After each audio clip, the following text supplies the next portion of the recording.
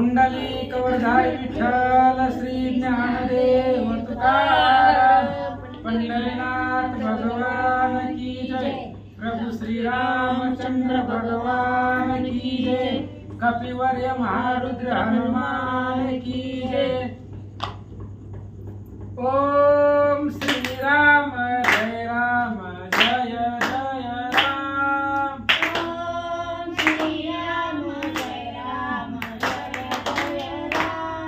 ओम श्री राम जय राम जय जय राम। ओम श्री राम जय राम जय जय राम। श्री राम जय राम जय जय राम। श्री राम जय राम जय जय राम। श्री राम जय राम जय जय राम। श्री राम जय राम जय जय राम। ओम श्री राम जय राम जय जय राम। ओम श्री राम जय राम जय जय राम। ओम श्री राम जय राम जय जय राम। ओम श्री राम जय राम जय जय राम। पुंडलिक वरदाई विठ्ठल श्री ज्ञानदेव तुकाराम पंढरीनाथ भगवान की जय। प्रभु रामचंद्र भगवान की जय। नीलांबुज श्यामल कोमलांगम सीता समारोपित वामभागम पानो महासायक चारु चापम नमामि रामं रघुवंशनाथम। आता जैसा हेसी तैसी आत नमो तुझ श्रीराम राया। तुझने कृपे रघुवर्या सुते वदवया सामर्थ्य लोकाभिरामं रणरंगधीरं राजीवनेत्रं रघुवंशनाथं कारुण्यरूपं करुणाकरन्तं श्रीरामचन्द्रं शरणं प्रपद्ये।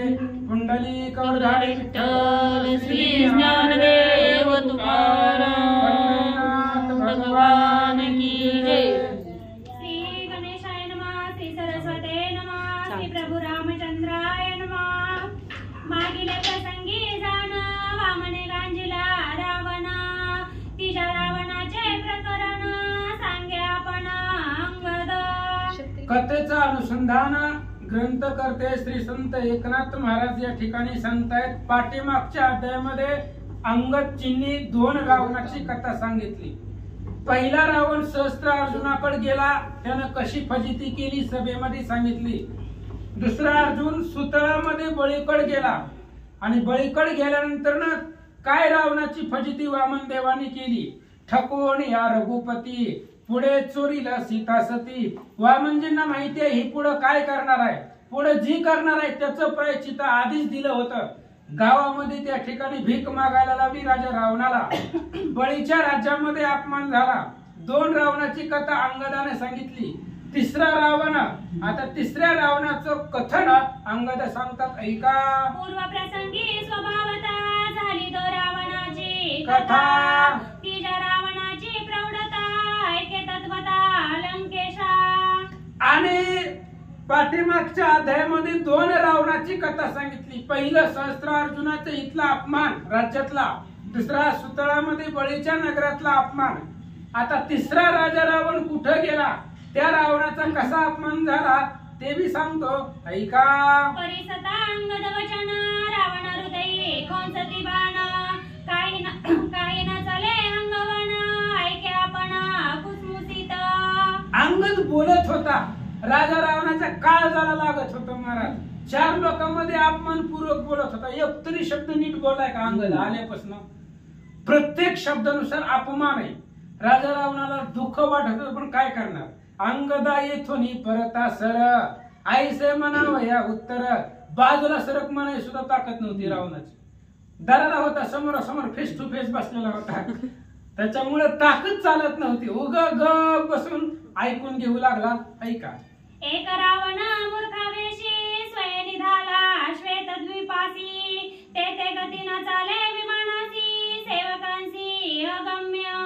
अंगदानं पुढे सांगायला सुरुवात केली, तुझ्यासारखे अनेक बघितले, त्यातला तू कोण आहे ओळखून घेते. एक रावण मूर्खाच्या आवेशानं गेला होता श्वेतद्वीपाला आणि तिथं विमानाची गती चालना गेली. श्वेतद्वीपावर गेल्यानंतर विमान रावणाचं खुंटलं गेलं, विमानाची ताकद चालना. मग काय झालं? मागे सांडोनी विमान रावणिया सेवक जन, एकला निघे रावण मूर्खाभिमान आक्रोशी. आणि मग त्या असणाऱ्या रावणानं विमानाची ताकद चालना, विमान थांबलं गेलं. त्यावेळेस राजा रावण एकटा निघाला त्या श्वेतद्वीपामध्ये. सगळे सेवक पाठीमागं सोडले, विमान पाठीमागं सोडला आणि एकटा श्वेतद्वीपावर निघाला. तिथं काय झालं? श्वेतद्वीपीचे राज्य समस्त करावया हस्तगत, येणे अभिलाषे लंकानाथ असे जात श्वेतद्वीपा. आणि राजा रावणाच्या मनामध्ये इच्छा होती, कामना होती, ह्या श्वेतद्वीपाचं सगळं राज्य नावावर करून घ्यायचं, सगळं राज्यच आपल्या ताब्यामध्ये घ्यायचं. म्हणून निघाला होता या अभिलाषानं, आपल्याला श्वेतद्वीपाचं राज्य प्राप्त व्हावं म्हणून निघाला होता. आणि जात असताना काय झालं? श्वेतद्वीपासी स्वयजान नारद जाऊ न शके आपण, तेथे बापुडे रावण मशक कोण प्रवेशे. श्वेतद्वीप अशी जागा आहे तिथं कुणीच जाऊ शकत नाही. अहो, जगत त्रिजगतामध्ये गमन करणारे महर्षी नारद आहे, कुठेही जाऊ शकतात, पण ते सुद्धा त्या श्वेतद्वीपावरती जाऊ शकत नाही. एवढं अगम्य, कोणालाही तिथे जाता येत नाही अशा ठिकाणी मूर्ख असणारा रावण निघाला. त्याचं काय झालं? रावण चालता षण्मास श्वेतद्वीपन ठासे, त्यास मार्गी शिनला बहुवास परमक्लेश पावला. रावण निघाला, 6 महिने चालत होता. श्वेतद्वीप कुठे तपासच लागत नव्हता, म्हणजे एकदम आगमनीय होतं, ते लक्षामध्ये येत नव्हतं. 6 महिने चलून चलून दमला. आता विमान सेवक सगळं पाठीमागं सोडलेलं होतं, एकटाच निघाला होता.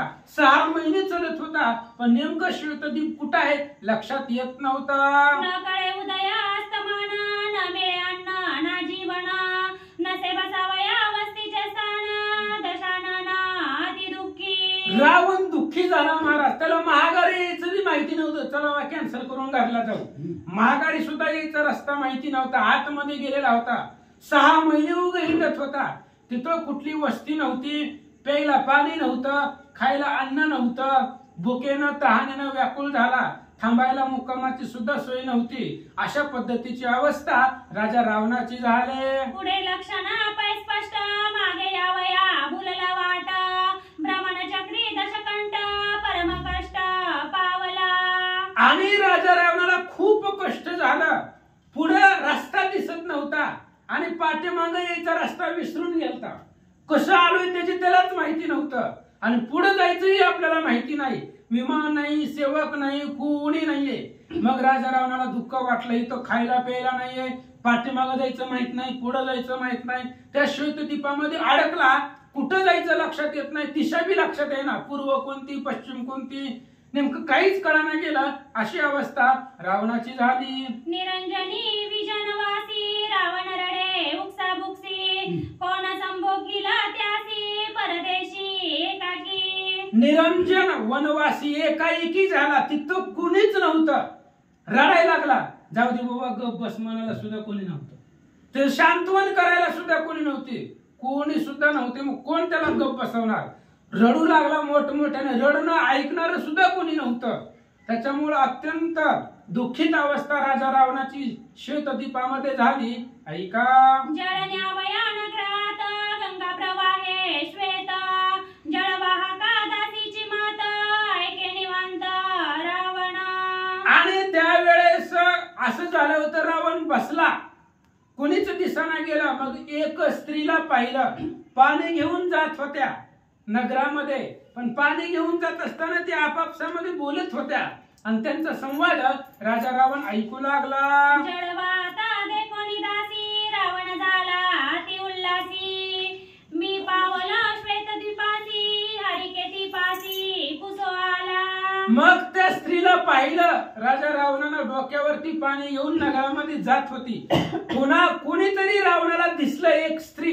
त्याला वाटलं आपण गावामध्ये आलो. डोक्यावर स्त्रिया पाणी घेऊन जातात म्हणजे आपण गावामध्ये आलो म्हणून आनंद वाटला आणि तिला श्वेत दीपाचा पत्ता विचारण्यासाठी राजा रावण पुढे सरकला. देखोनिया दशमुखासी स्वये विनोदे धरिती त्यासी खेळणे करावया दशशिशी कौतुकेसी आणिला. आणि राजा रावणाला पाहिलं त्या स्त्रिया होत्या आणि त्यांनाही 10 तोंडाचं नवीनच दिसलं ना, कोणीच दिसलं नव्हतं 10 तोंडाचं. त्यांना वाटलं खेळणंच आहे. त्या स्त्रियांनी बघितलं 10 तोंडाचं आलेलं होतं, 20 हाताचं होतं. त्या स्त्रियांनी धरलं आणि उगा कौतुकानं गावामध्ये लहान लेकरांना खेळणं म्हणून घेऊन आल्या. 10 मुखे 20 हात 10 शिरे मुकुटांकित अभिनव किडे आले तेत दासी धरित साक्षेपे. आणि तिथल्या श्वेत दीपांवरच्या दासींना कौतुक वाटलं रावणाचं. त्यांनी कधी बघितलंच नव्हतं. 10 तोंडाचा आहे, 20 हात आहेत, 10 डोक्यावरती मुकुट आहेत. त्यांना वाटलं असं काहीतरी खेळणं वगैरे म्हणून दासींनी राजा रावणाला धरलं आणि नगरामध्ये फरफरावडीत आणलं. आता काय अपमान होतो ऐका. सोडवावया आपण प्रती न चले रावणाची शक्ती.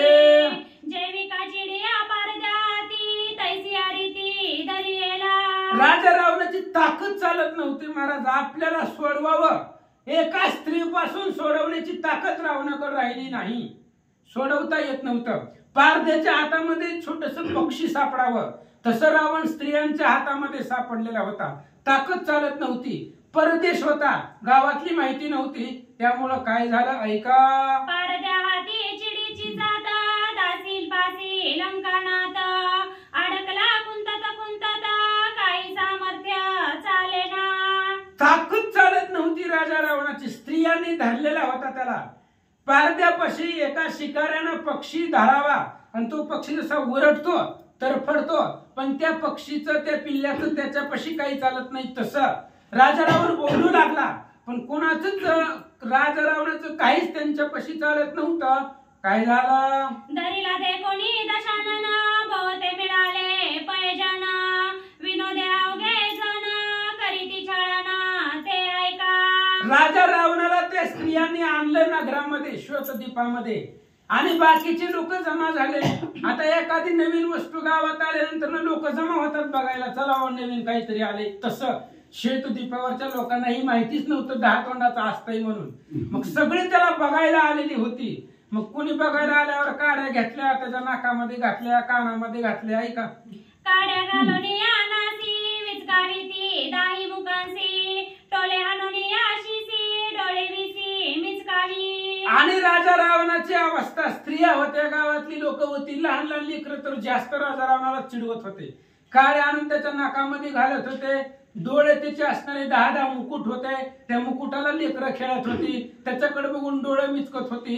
राजा रावणाला दुःख वाटलं. एक हाणूनिया लात एक हरणुली नाचवीत एक गटंगळ्या देत अवघे दात विचकावया. आणि मग कोणी लाथ हाणायची राजा रावणाला. काय चालत होतं. लेकरांनी जरी लाथ मारली तरी काय करणार आहे रावण. काही करत नव्हता. ताकदच त्याची संपली होती. एका स्त्रीनं त्याला फरफरावडीत आणलंय राजा रावणाला. मग बाकीच्यांपुढे काय करणार आहे तो. कोणी लात मारू लागलं, कोणी त्या ठिकाणी त्याला चिडवू लागलं, डिवचू लागलं. अशा पद्धतीची अवस्था करू लागले. काका स्वरे श्वान स्वरे खर स्वरे जंबुक स्वरे बुंकविती पहिले कुरे गुगु स्वरे पयका. मग लहान लेकर यायची त्याला सांगायचं वरट कावळ्याचा आवाज काढून दाखव, पुन्हा कुत्र्याचा आवाज काढून दाखव, गाढवाचा आवाज काढून दाखव, घुबड्याचा आवाज काढून दाखव. दाखवत होतं. काय त्याचं चालतच नव्हतं. त्यामुळे लहान लेकर जसे सांगतील, स्त्रिया जसं सांगतील त्या पद्धतीचा आवाज राजा रावणाकडून काढून घेत होते. एक गालविती कोल्हाटे एक गालविती हे लाटे दुःख पाहुणी दशकंठे मने येते कोटे मी आलो. मग कुणी त्याला उलटा पालता करीत होतं, कुणी त्या ठिकाणी लाता मारित होतं, कोणी मुकुटाला धरत होतं, डोक्याला धरत होतं, वाकडं दाखवित होतं, उलटा पालता करीत होतं. रावण म्हणला आलं कुठं. नेमकं का अशी अवस्था आपली चालली. लहान लहान लेकरं सुद्धा आपल्या टिंगल्या करायला लागलेत. त्रैलोक्यावर धरारा असणारा मी रावण आहे, पण इथं नेमकं कुठं येऊन फसलोय असं रावण बोलू लागला. अवघ्या मिळोनी दासी चेंडू करोनी रावणासी एक टाकीती एकी पासी एकी चौपासी धावती. सगळ्या स्त्रिया कळणं गोळ्या झाल्या, गोल रिंगण केलं स्त्रियांनी. जसं आपण ती व्हॉलीबॉल एकमेकाकडे फेकतो तसं रावणाला फेकू लागली महाराज. त्यांच्यापाशी काही ताकद होती महाराज, ती भक्तीने सामर्थ्यवान होती स्त्रिया. बघा आधी सांगितलं जिथं नारद जाऊ शकत नाही तिथंही गेलं 10 तोंडाचं. गेल्यामुळं मग त्यांनी उचलायचं आणि एकमेकाकडे फेकायचं आणि कॅश पकडायचं त्या राजा रावणाला. मग अशी अवस्था रावणाची सुरू केली. एकी टाकी ती एकी वरी, एकी झेली ती माझारी, एकी उडवी ती वरच्यावरी, दुःख दुर्धर रावणा. भयंकर दुःख वाटलं रावणाला. एका स्त्रीनं रावणाला उचलायचं, असं लेकरू उचलल्यासारखं दुसरीकडे फेकायचं देत नव्हती, फेकत होती, लांब लांब उभा होती. तिने लगेच तिसरीकडे फेकायचं. एक म्हणली जाऊ दे माझी मीच खेळते, वर टाकायचं आणि कॅच झालायचं. काय अवस्था होत असेल राजा रावणाची. खूप दुःख वाटलं महाराज, ओरडत होता पण काहीच चालत नव्हतं. हे आपलं ह्यांचं कॅच चालू होतं. जळते माझी शौर्य शक्ती, जळते माझी प्रताप व्यक्ती, जळते माझी यश कीर्ती, दासी झेली ती तृणप्राया. राजा रावण विचार करू लागला. एका दासीनं टाकलं वर, खाली येईपर्यंत विचार करू लागला काय अवस्था आपली करायला लागली ती. काय करायचं एवढ्या ताकदीला. शंभू समवेत गौरी, मी आंदोळीला कैलासगिरी. महादेव पार्वतीच्या पर्वतावरती बसले होते, पर्वत हलवलाय आणि इथं स्त्रिया मला चेंडू सारखं कॅच घ्यायला लागलेत. काय करायचं एवढ्या ताकदीला. इथं स्त्रिया मला गवताप्रमाणे माझी इथं किंमत नाहीये. म्हणून रावण दुःख करू लागला. चाकंटली माझी बुद्धी, विध्वंसली माझी शुद्धी, येते कालो मी दुर्बुद्धी, पडिलो बंदी दासीच्या. रावण विचार करू लागला इथं आलोयच का मी. नसतो आलो तर सुखाने लंकेमध्ये राहिलो असतो. इथं येणंच माझी बुद्धी खोटी आहे, खोटी बुद्धी झाली माझी. कुठून दुर्बुद्धी सुचली काय माहित नाही. इथं आलो आणि इथं आल्याबरोबर दासींच्या हातामध्ये सापडलोय. आता यांच्या पुढे ताकद चालत नाही. अशा पद्धतीने रावण बोलू लागला. दासी परस्परे टाकीती, रावण डसला एकीच्या हाती, चाविरे म्हणून निश्चिती, झुगारीती लंकेसी. मग एका दासीनं घेतलं आणि दुसऱ्या दासीकडे टाकलं. दुसऱ्या दासीनं कॅश पकडलं. कॅश पकडल्याबरोबर रावण चावला तिच्या हाताला. चावल्यावर लगेच तिनं चाव काय म्हणून फेकून दिलं. कुत्र्यासारखं चावतंय म्हणून फेकून दिलं. तिनं जी फेकला डायरेक्ट त्या श्वेतद्वीपाहून लंकेत जाऊन पडला. आदळता लंकापुरी, सौष्ट दातांची चकचुरी, नाकचेंदिले बाहेरुदिरी, राजद्वारी अकांत. त्या दासीनं तिथून जी फेकला श्वेतद्वीपावरून डायरेक्ट लंकेमध्ये येऊन पडला. पडल्याबरोबर नाक चेंबलं जमिनी खाली, दातामधून रक्त वाहू लागलं, डोक्याला मार लागला. मुकुट तर नव्हता आधीच कॅच झेलत असल्यामुळे तिथंच राहिला होता. बिकट अशा प्रकारची अवस्था राजा रावणाची केली आणि लंकेमध्ये फेकून दिला. ऐसा कोणा निधडा दादुला, अंतरिक्षी संग्राम केला, ते तोनी रावण जुगारीला, तो आदळला लंकेसी. लंकेतले लोक म्हणू लागले राजा रावणाबरोबर युद्ध करणारा असा कोण युद्ध आहे. रावणाबरोबर आकाशामध्ये युद्ध केलं आणि युद्ध झाल्यावर आकाशातून फेकून दिलं. ह्यांना काय माहिती स्त्रियांचा मार खाऊन आलेला आहे. गावातल्या लोकांना काय माहिती दासीने याची फजिती केलेली आहे. आणि लोक म्हणू लागले असा कोण आहे बलवान, युद्ध करून कोण राजा रावणाला फेकून दिलं असं बोलू लागले. इंद्रजिता सहित कुमारजन, वृत्तांत पुसती प्रधान, रावण झाला लज्जयमान, प्रतिवचन नेदीचा. इंद्रजित जवळ आलं. म्हणलं पप्पा काय झालंय म्हणले. कोणी अपमान केला सांगा म्हणले. आता कसं सांगायचं स्त्रियांनी अपमान केलाय म्हणून. स्त्रियां मला कॅच झेलत होत्या, स्त्रिया मारत होत्या, कसं सांगायचं सांगता येत नव्हतं महाराज. जो तो विचारेल तेव्हा रावण गप बसायचं. काय सांगावं. युद्ध केलं असतं तर सांगितलं असतं. बरं युद्धामध्ये अपमान जरी झाला तरी सांगितलं असतं. पण स्त्रियांनी त्या ठिकाणी अपमान केला कसं सांगायचं. लाजीरवाण आहे. त्यामुळं रावण गप बसला. लाज वाटू लागली. कुणालाच काही बोलना. ऐका तिच्या रावणाची ख्याती, श्वेतद्वीप गमना अनुवृत्ती, सांगितली सर्व ही तुझ प्रती, यदा निभूती लंकेशा. अंगत सांगतायत रावण अशा पद्धतीचे 3 रावण झाले. पहिला रावण आहे सहस्त्र अर्जुनाच्या राज्यामध्ये. दुसरा रावण त्या ठिकाणी गेला सुतळामध्ये बळीकड. आणि तिसरा असणारा रावण श्वेतद्वीपामध्ये गेला. अशा पद्धतीचे 3 रावण झाले बघ. अजून एक रावण राहिला आहे आणि त्या असणाऱ्या रावणाची कथा काय काय झालं, कसं कसं झालं सांगतो ऐक. चौथ्या रावणाची स्थिती अतिशय अभिनव कीर्ती, ते मी सांगे ना तुझ प्रती लंकापती अवधारी. आणि अंगद पुढे सांगू लागले, रावण ऐक म्हणले. चौथा रावण सांगतो, आता तुझी तू समजून घे ह्यातलं कोण तू आहेस ती. तुला मी म्हणत होता ना, ही 4 रावण तुला सांगितली, ह्यातलं तू कोण आहे तुझं तू ओळखून घे.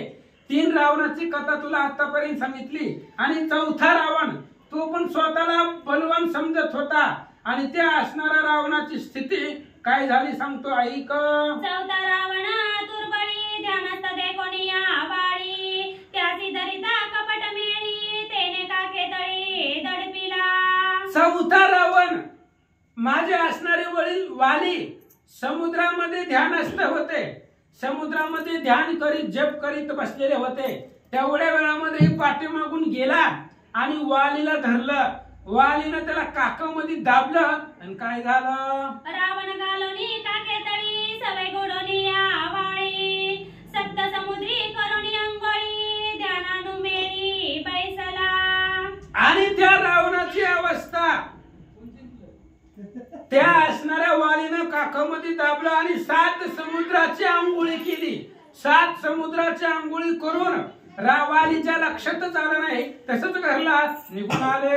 रावणा जोड लागली कळ, चरपडी परी न चले बळ, नाकी तोंडी भरले कक्षा जळ, झाला विकळ ते काळी. रावणाला कळ लागली, काकामध्ये दाबल्यामुळे दाबला गेला रावणाचं मुंडकं, कळ लागली भयंकर. 7 समुद्राची आंघोळी करत असताना नाका तोंडामध्ये पाणी गेलं होतं राजा रावणाच्या.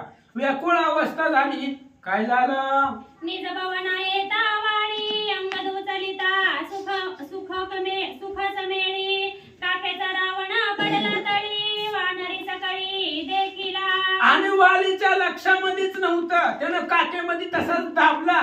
7 समुद्राचं आंघोळ केली आणि नित्यक्रम उरकून वाले आपल्या घरी आले. आल्यानंतर ना अंगद जी लहान होते, लहान लेकरू होते अंगद घरामध्ये, म्हणून अंगदाला उचलायला गेला. तेवढ्या वेळामध्ये काकतला असणारा वाली रावण खाली पडला. खाली पडल्याबरोबर सगळी वानर त्याला बघायला आले. 20 भुजा 10 शिरा, मुकुट कुंडले मनोहारा, कंठी विविध विचित्र हार, अति सुंदर अंगदीप्ती. आणि पाहिलं त्या राजा रावणाला सगळ्या वानरांनी 20 हात आहेत, 10 मुंडके आहेत, अंगाचं तेज आहे, अशा प्रकारचा असणारा राजा रावण तिथं जमिनीवर उलटा पलटा पडलेला वानरांनी पाहिला. 5 पदक हृदयावरी, मुक्ता फळांच्या झालरे, कटीसूत्र कठीवरी झळकती हारी, क्षुद्र घंटा. हृदयावरती 5 अलंकाराचं पदक आहे, मुक्ता फळ आहे, त्याचे झालरी आहे. पुन्हा कमरेवरती त्या ठिकाणी पितांबर आहे, करदूड आहे, अशा प्रकारचं वर्णन रावणाचं सांगतात. ऐसा देखता वानरी अंगदाच्या पाळण्यावरी, रावण बांधिला खेळण्यावारी, हेमसूत्री शृंखळा.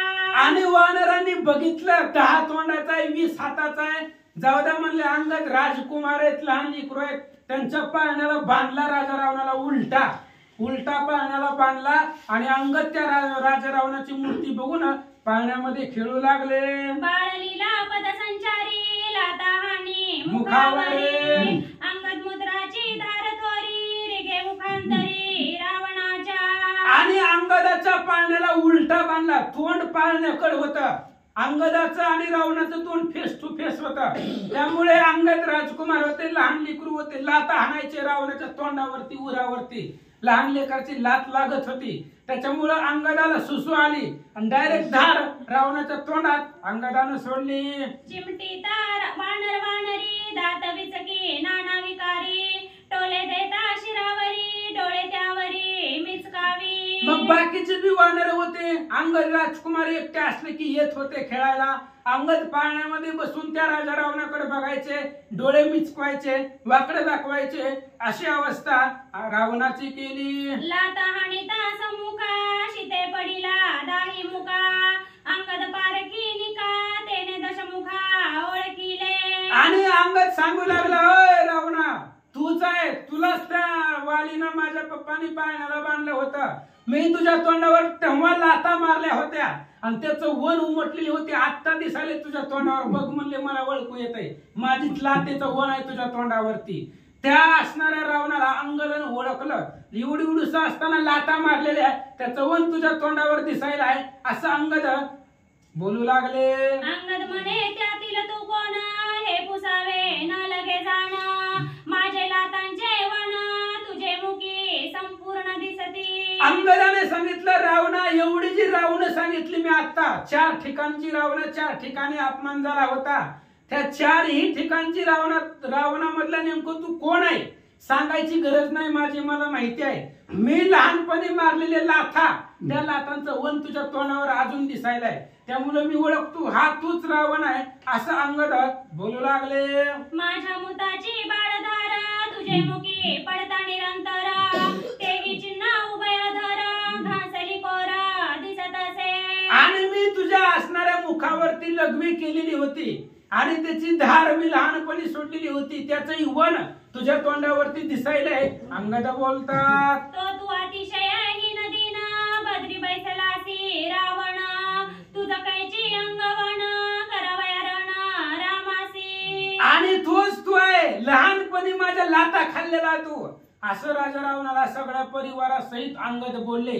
लहानपणी ज्याला मी लाता मारल्या तो तू आहे रावण, आणि तुझ्यापाशी कुठली ताकद हीन दीन नपुंसक आहे तू. श्रीरामाबरोबर भगवंताबरोबर युद्ध करण्याची ताकदच तुझ्यामध्ये नाही आहे असं अंगद बोलू लागले. अंगदाचे वाघबाण हृदय खोंचले संपूर्ण, तेने तळमळी रावण वचने प्राण जाऊ पाहे. अंगद ऐकत नव्हता महाराज. अंगदाचे वाघबाण, मुखामधून निघालेले शब्दरूपी बाण रावणाच्या काळजाला लागत होते. बोलण्यामध्ये अंगद ऐकत नव्हता, ताकदीमध्ये तर ऐकतच नव्हता. मग काय करावं, अंगद कुठल्याच युक्तीने ऐकत नाहीये. अंगदाचं बोलणं राजा रावणाला लागत होतं.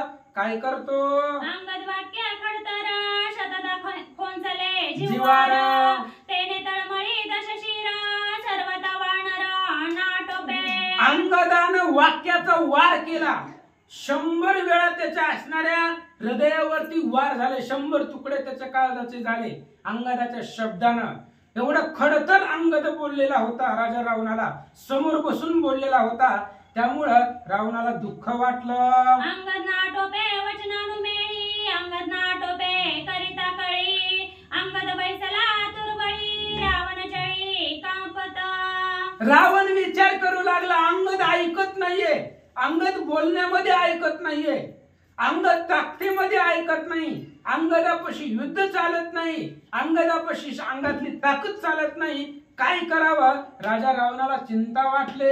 अंगदासी करावया रण स्वयं साशंकित दशानन, कुमार कापती प्रधान कंपायमान राक्षस. अंगदाबरोबर युद्ध करण्यासाठी राजा रावण कापत होता महाराज. राजा रावण घाबरत होता अंगदाला मारण्यासाठी. मग अंगदा पुढे रावणाचं काही चालत नव्हतं. मग बाकीचे कुमार प्रधान सैन्य सेनानी सगळे ग बसले, म्हणले नको. एकदा आला होता वानर, त्याचा मार बघितलाय, त्याच्यामुळे अंगदाच्या पुढे कोणीच जात नव्हतं. काय झालं, हनुमंते लाविला धाक त्याहुनी अंगद आणि शंख, तेने धाके एक एक सैन्य सेवक सेनानी. हनुमंतानं धाक लावलेला होता. आधीच हनुमान आले होते. हनुमंतानं सगळ्या राक्षसांना भीती दाखवलेली होती. हनुमंताचा धाक घेतलेला होता, त्याच्यामुळे सगळे राक्षस घाबरत होते. हनुमंत आला होता, त्याच्या एवढीच ताकद ह्याच्याकडे असली तर ती लंका जाळून गेले. ही काय करून जाईल काही सांगता येत नाही.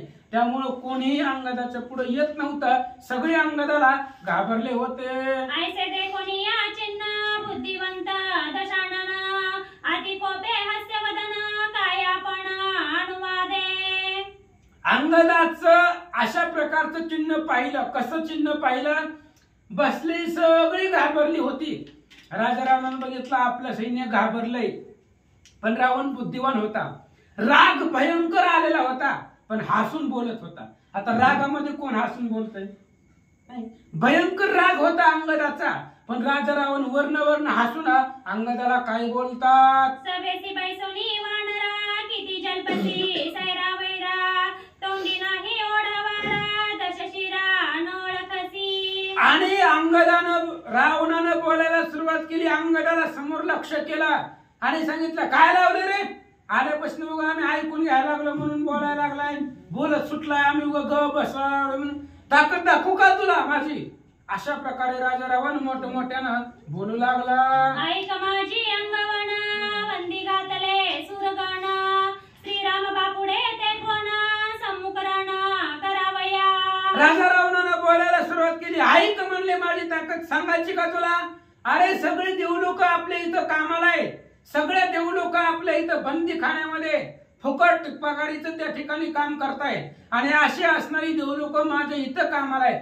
कोण कुठनं राम आणलाय म्हणले आणि काय त्या राम करता करता माझ्या बरोबर युद्ध करायची असं रावण बोलू लागला. माझी वाजताची हाक सुरासुरी अतिधाक, श्रीराम बापुडे मशक मज सम्मुख केविरा. अरे मी जर आवाज दिला, नुसती हाक जरी मारली, हाक जरी, तरी तिन्ही लोकांची कांटाळीत बसते. स्वर्ग मृत्यू पाताळ थर थर थर थर थर कापतोय मला बघून. एवढा भयंकर आवाज माझ्या हाकेमध्ये आहे आणि तू काय त्या रामाचं कौतुक मला सांगायला लागलाय? काय त्या राम करता करताय माझ्या समोर येण्यासाठी असं बोलू लागला. रणी करोणी या दुर्धर्मारा बंदी घातले सुरवर, कामर केले समग्र तोही प्रकार अवधारी. अरे तुला माझी ताकद माहिती नाही. दुर्धर अशा प्रकारचा मार युद्ध संग्रामामध्ये मी केलेला आहे. भयंकर युद्ध करून देव लोक बंदीखान्यामध्ये घातले. आजपर्यंत सगळे देव लोक माझ्या इथं कामाला इथं असं रावण सांगू लागला. आचारोनी कुसुमाकार विचित्र शेजा विचित्र हार, इंद्रिया नवे सत्वर माल्यधर तो केला. अरे 33 कोटी देव लोक आपल्या इथं कामाला आहे. कोणत्या कोणत्या देवाला काय काय काम आहेत सगळं सांगतो म्हणली, लिहून घे. अंगदाला सांगू लागला, इंद्र 33 कोटी देवांचा राजा आपल्या इथं माळे म्हणून काम करतोय. मी जर झोपायला लागलो तर माझा पलंग सजवण्याचं काम ते इंद्राकडे आहे. चांगली सुवासित फुलं आणायची, पलंगावरती टाकायची, एवढं काम इंद्राला आहे असं रावण सांगू लागला. सूर्य झोका सहस्त्रकर द्वारपाळ निरंतर, मलय नीळा चवरधर चंद्रे छत्र धरावे. आणि जो सूर्य आहे 1000 डोळ्याचा असणारा सूर्य, 1000 हाताचा, त्याला आमच्या इथं काम आहे द्वारपाळ म्हणून. सूर्य द्वारपाळ म्हणून काम करत होता आणि डोक्यावरती छत्र धरायचं काम. जो सदोदित थंड देणारा, गारवा देणारा जो चंद्र आहे, शीतलता देणारा, त्या चंद्रानं डोक्यावरती छत्र धरावं.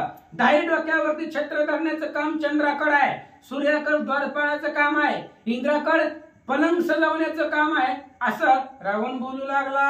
वायूचा अधिकार जाण विधी झाडाव्या संपूर्ण, वरुण येऊनी आपण सडा संमार्जन करावे. अजून सांगतो म्हणजे ऐक, वायुदेव जो सगळ्यांचा प्राण आहे त्या वायुदेवताला सुद्धा आपण कामाला लावलंय. गावातली गल्ली ना गल्ली झाडायचं काम वाऱ्याकडे आहे.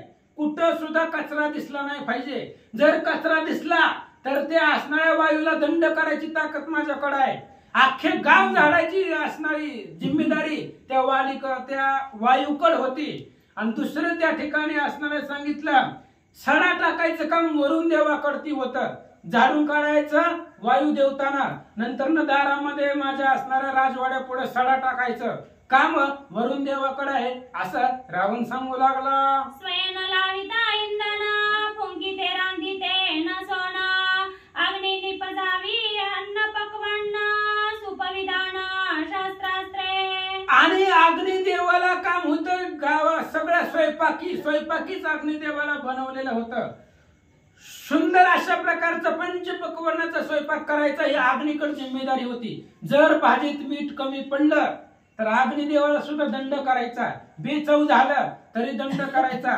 पंचपक्वान्नाचं सुंदर जेवण बनवायचं, मग त्याला इंधन नाही, गॅस नाही, चूल नाही, कसं बनवायचं ते अग्नीनं बनवायचं असं रावण सांगू लागला. झाली या पाक विधान स्वयं अग्नीने आपण, करावे वस्त्र क्षालन रंग राखोन सावध. आणि 2 कामं अग्नीकडे होती. पहिलं जेवण बनवायचं आणि दुसरं गावातली कपडे धुवायची. कपडे धुवत असताना कोणतं साबण वापरायचं ती वापरायचं, पण कपड्याचा कलर गेला नाही पाहिजे. जर कपड्याचा कलर गेला तर अग्निदेवाला दंड करायचं. एवढी ताकद माझी आहे, तुला काय माहिती उगा आल्यापासून बडबड बडबड करायला आहे, असं रावण बोलू लागला. सबळ डागा बैसले पोटी, न काढावे उठाउटी, जाऊन द्यावे कानवटी, मळमळवटी फेडावी. आणि अशा पद्धतीने अग्निदेवाकडे काम होतं. कुठल्याही कपड्याला डाग राहिला नाही पाहिजे. जर एक सगळे कपडे धुतली आणि एखाद्या कपड्याला डाग राहिला, अग्निदेवताची कामावरून सुट्टी नाही. सगळी डाग काढायचं, स्वच्छ धुवायचे, मग गावाकडे घरी जायचं. असं काम देवदेवतांना होतं. जळा वाचून सकळ मळ, सबाह्य करावे निर्मळ, ऐसा क्षाळ का कुशळ, अधिकारी प्रबळ नेमाचा. अशा पद्धतीने होतं अग्निदेवतेकडे काम. पाणी नसताना सुद्धा शुद्ध अशा प्रकारची कपडे काढायची. डाग कपड्यावरती ठेवायचा नाही, कलर कपड्याचा जाऊ द्यायचा नाही, निर्मळ अशा प्रकारची कपडे धुवून काढायचे. असं एवढी काम देव लोकांना करावी लागतात. विधी दळकांड करी, चंडी तराळी माझे नगरी, माझ्या सामर्थ्याची थोरी, घरोघरी पाहे पा. अरे तुला बघायचं का माझी ताकद? बघ म्हणले एखाद्या गल्लीमध्ये चक्कर मारून बघ. ब्रह्मदेवाकडे काम आहे, दळण करायचं काम. ब्रह्मदेव डोक्यावरती दळणाची पाटी घेऊन गिरणीत जाऊन दळण करून येत होते, किंवा स्वतः जात्यावरती दळण करायचं. ब्रह्मदेवाकडे काम आहे. तुला बघायचं असलं तर गावात चक्कर मार आणि बघ माझं सामर्थ्य, असं अंगदाला बोलू लागला. बृहस्पती माझे कीर्तीचा बाट, ब्रह्मा नित्य जपे शांती पाठ, माझ्या सामर्थ्याचा लोट, अति वरिष्ठ ती लोकी. अरे माझ्या कीर्तीचं वर्णन करण्यासाठी मोठा महाराज ठेवलेला आहे आम्ही, आणि त्याचं नाव आहे बृहस्पती. देवांचा गुरु आहे तो, आणि तो माझ्या कीर्तीचं वर्णन रोज करायचं. रोज माझी कीर्ती ऐकल्याशिवाय कोणालाच सुट्टी नव्हती. 8 ते 10 यायचं माझी कीर्ती ऐकायची, मग सगळ्याला घरी सुट्टी. असं सांगणारा कोण होता? बृहस्पती. माझ्या कीर्तीचं वर्णन करायचा अशा पद्धतीने. आणि ब्रह्मदेव शांती पाठ जपायचे. ब्रह्मदेवाकडे काम होतं, विघ्न येऊ द्यायचं नाही. मंत्र वगैरे म्हणायचं काम ब्रह्मदेवाकडे होतं. एवढी ताकद माझी आहे, आणि काय त्या रामाचं वर्णन करून सांगायला, असं रावण अंगदाला बोलू लागला. राम बापुडे मानवी नर, मुझे खाजुके ग्रास मात्र, वानर जे का पाले खाईर, धाकेची समग्र निमतील. अरे ती राम म्हणजे मानवी नर आहे, माणूस आहे तो माणूस. आणि माणसाला तर आम्ही खातो, असंच खातो कुशिंबिरी सारखं. त्या माणसाला खायला आम्हाला काही लागत नाही. बाकीची वानर वगैरे वगैरे घेऊन टाकतो आम्ही, त्यांना चावत बी नाही. कुठून आणली राम लक्ष्मण वानर, असं रावण बोलू लागला. मुख्य भक्ष राम लक्ष्मण, वानर तिकटे कोशिंबिरी जाण, एकीची घासे कुंभकर्ण, भक्षिला आपण निमेषार्धी. अरे मुख्य भक्ष ते राम लक्ष्मण आहे, आणि बाकीची असणारी वानर म्हणजे कोशिंबिरी सारखे. वानरांचं तर आम्ही गणतच नाही, त्यांना विचारच करत नाही. राम लक्ष्मण तर मानवी आहे, मानव आमचं भक्ष आहे, खाद्य आहे. त्याच्यामुळं काय तू राम लक्ष्मण ती वानर कुठून आणले तर, असं रावण बोलू लागला. शंभू समवेत गौरी म्या आंदोळीला कैलास गेले, त्यामध्ये रावणाची थोरी चराचरी अतुळीत. अरे माझी ताकद सांगू का तुला? एकदा महादेव पार्वती कैलास पर्वतावरती बसलेले होते, आणि तो पर्वत माझ्या हाताने गदागदा हलवलेला आहे. महादेव पार्वती सहित कैलास पर्वत मी हलवलाय. एवढी माझ्या भुजामध्ये हातामध्ये ताकद आहे, एवढं माझं त्रिजगतामध्ये बळ आहे, सामर्थ्य आहे. रावण सांगू लागला. तो मी एकदा दशानन, मानवी श्रीरामाचे स्तवन, अंगदावल गसी गर्जन, आणि आण सैराची. अरे तो मी रावण आहे. माझ्या सारख्या रावणाचा चराचराला धाक आहे. सगळेजण मला घाबरते, आणि एवढ्या मोठ्या रावणापाशी तू त्या राम लक्ष्मणाचं वर्णन करायला, असं सांगतात. श्रीरामे कोटे केले रण, कोणे दमिला वीर दारुण, मारिले त्रिशरा खर दूषण, हे जीवच कण मज देशी. अरे तू आल्यापासून म्हणायला त्या रामानं खरदूषणाला मारलं, खरदूषण मारलं. अरे मारलं असल, कुठं त्यानं युद्ध केलंय मला सांग? त्या रामानं कुठं संग्राम केलेला आहे माझ्यासारखा भयंकर? देव दानव त्या असणारे त्याच्या ताकदीमध्ये आज्ञेमध्ये आहेत का? कुठे युद्ध केलंय त्या रामानं? खरदूषणाला मारलं, चुकून मारलं असेल आणि तेच सारखं उचकन द्यायला लागला, ह्याला मारलं त्याला मारलं. कुठे युद्ध केलंय रामानं भयंकर? सांग मला. अंगद बोलू लागला, रावण बोलू लागला, ऐसे बोलता दशानन अंगद बघता अति सज्ञान श्रीरामाचे गुण गर्जन वदे संपूर्ण पुरुषार्थ. अशा पद्धतीने रावण बोलला आणि रावण बोलल्यानंतर ना अंगद अतिशय हुशार आहे. आता रावण जसं जसं बोलला त्याला प्रत्युत्तर काय देतोय? विचक्षण आहे, प्रत्युत्तर देतोय, पण रामाचं वर्णन करून देतोय. रामाचं नाव पुढे करून रामाच्या सामर्थ्याचा, पुरुषार्थाचं वर्णन करून अंगद कसं उत्तर देतो ऐका. श्री गणेशाय नमः. श्री प्रभू रामचंद्राय नमः. दिग दिग रावणा तुझी कथा समुख न येवोची रघुनाथा चोरून पळवलीसी सीता व्रता पुरुषार्थ जल्पसी. अंगदानं रावणाचं सगळं ऐकून घेतलं आणि रावणाला बोलायला सुरुवात केली. अंगदानं, रावणा आतापर्यंत जेवढे सांगितलं सगळा पुरुषार्थाचा धिक्कार आहे. अरे रामचंद्राच्या समोर तुला येता आलं नाहीये. रामचंद्राला फसवलं, थकवलं, हरणाच्या पाठीमागे लावलं आणि चोरून सीता घेऊन आला असं अंगद बोलतात. जैनी तुझ बैसोनी काके तळी केली सप्त समुद्री अंगोळी तो श्रीरामे मारुनी वाळी तुझ सहकुळी वधू आला. रावणा, ज्या असणाऱ्या वालीने तुला काखेमध्ये दाबून 7 समुद्राची आंघोळ केलेली आहे त्या वालीला त्या रामचंद्राने मारलं आणि त्या वालीला मारून तुला कुळासहित मारायला रामचंद्र इथं आले तर अंगद बोलू लागला. विराधा बेन सर्वदा फळे रावण तो श्रीरामे मारुनी जाण राक्षस बंधन करू आला. अरे रावणा, विराधाच्या वनामध्ये कोणीच जात नव्हतं. तू सुद्धा त्या विराधाला घाबरून पळत होता, विराधाला भिवून पळत होता. तो विराध रामाने एकाच बाणामध्ये मारला आणि त्या विराधाला मारून तुझ्यासारख्या राक्षसाच्या कुळाचा नाश करायला रामचंद्र आले. स्वयंवरी न चलीची कोदंड ते श्रीरामे केले दुखंड तया पुढे बळबंड व्रता तू वलगसी. अरे काय इथं माझ्या पुढे बडबड बडबड करायला लागलाय? स्वयंवरामध्ये, रामचंद्राच्या स्वयंवरामध्ये, सीतेच्या लग्नामध्ये धनुष्य उचलता आलं नाही तुला. धनुष्य उरावरती घेऊन पडला. साधं धनुष्य तुला उचलण्याची हिंमत झाली नाही आणि ते असणारे धनुष्य रामचंद्राने 2 तुकडे केले त्याचे आणि इथं त्या ठिकाणी बडबड करायला असं अंगद बोलतात. ज्याशी समुद्र आला शरण जेने समुद्री तारिले पाषाण त्या श्रीरामा माणूसपण मूर्ख रावण तू मनसी. मूर्ख आहे रावणा, तू मूर्ख आहे. अरे ते रामाला माणूस म्हणतोस, माणसाकडे एवढी ताकद आहे का? ज्या रामचंद्राला समुद्र शरण आलाय, ज्या भगवान श्रीरामचंद्राने समुद्रावरती दगड तारली असा तू देव आहे आणि त्या रामाला माणूस म्हणतो, मूर्ख आहेस तू असं अंगद बोलतात. रावणा कुमती दुष्ट बुद्धी तू दुर्मती चैतन्य विग्रही श्रीराम मूर्ती मनुष्य त्या प्रती तू मनसी. अरे रावणा, दुष्ट बुद्धी आहे तुझी, कुमती आहे तू. अरे वाईट बुद्धीचा आहे तू, दुर्बुद्धीचा आहे.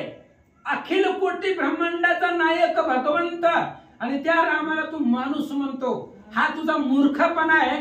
अंगद बोलतात. राम नामे मनुष्य तरती मनुष्य मानसी त्या रघुपती रावण तुझा अति दुर्मती द्वेषालू वृत्ती मरसील. रावणा, मरून जाशील, तुला पाणी पाजायला सुद्धा कुणी राहणार नाही. अरे ज्या रामचंद्राच्या नावानं मनुष्याचा उद्धार होतो त्या रामाला तू माणूस म्हणतोस?